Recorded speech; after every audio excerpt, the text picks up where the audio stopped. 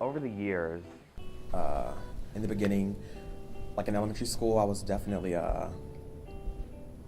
oblivious to the whole fashion realm and what style. I had no idea what style was.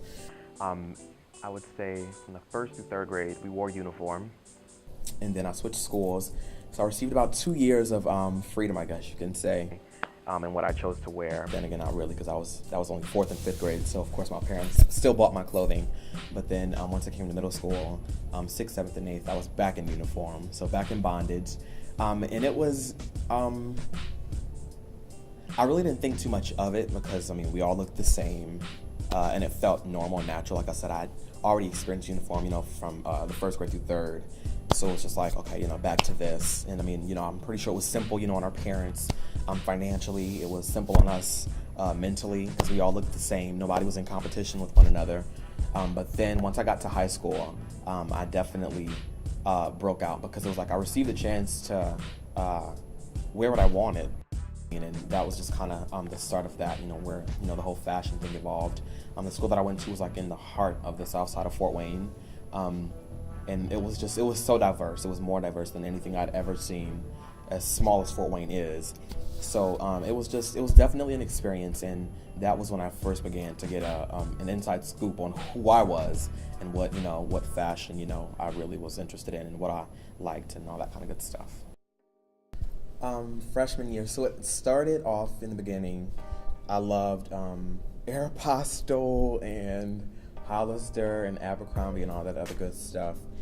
And then over time, I kind of realized, I was like, man, this is almost like middle school again because everybody still looks the same. We're all still wearing the same exact thing. And I really was all about, I was a freshman. So, of course, you want to stand out as a freshman in high school, and be somebody and, mark your place and take your stand, I guess, if you will. And so I started doing these things where, like, I would go to Joann's or Michael's, any type of fabric store or whatever, and get these little pieces of fabric. They were probably only like maybe 75 cents. I would tie them as if they were kind of like a, two bunny ears, like a shoestring or whatever. I would tie them and I would, stick them, where you would place a tie or bow tie. I did that for a little while just because I knew it was different, and I figured that people, would kind of question, like, what is he wearing? What is this? What is that? But at the same time, I didn't care because, I was just like, it's high school. It's a fresh start. It's a new Rodney. Like, nobody knows me. So why not? So that was the first trend, I guess you can say I did. And then after that, like, I started wearing these really, really, really weird, enormous, ugly, baggy sweaters.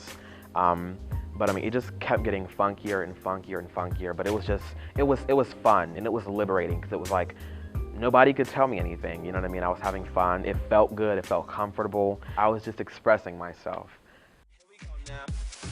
my advice to somebody, I would say to just always live life with comfort. I'm so huge on that. I mean, and just in all areas. So whether it be in the food that you eat, the place where you abide, your clothing, anything. If it feels right, I mean, just do it. You know what I mean? Never be afraid of what people think or what they might have to say. And I don't want to sound too cliche, but it's so true because I feel like a lot of times we live in fear of, what people think of us, you know what I mean? And just the whole, the judgment thing, or the judgmental thing. So I would just say, just be comfortable with who you are. And life is, it's short. It can be really short. So, while you're here, do what you love and do it often.